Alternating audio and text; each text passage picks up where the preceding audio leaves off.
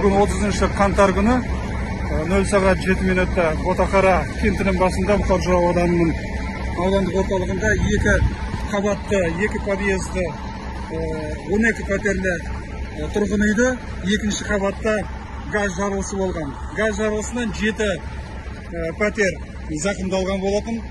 Құтқару жұмыстарын атқарылған кезде, жүргізу кезінде 7 адам тірідей құтқарылып алып шығарылған. Үйдің астынан 1 адамның қалы 5 адам, оның ішінде 5 адам ауруханаға жеткізілген. 1 адамның қалы ауыр қал, 4 адамның қалы орташа.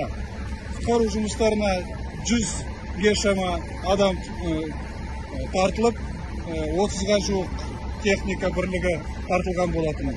Жұмыстар жалғасуда. Үйінде астында қазіргі кезде болжам бойынша 2 адамның денесі жатыр. Сол адамдарды шығару бойынша жұмыстар жалғасуда.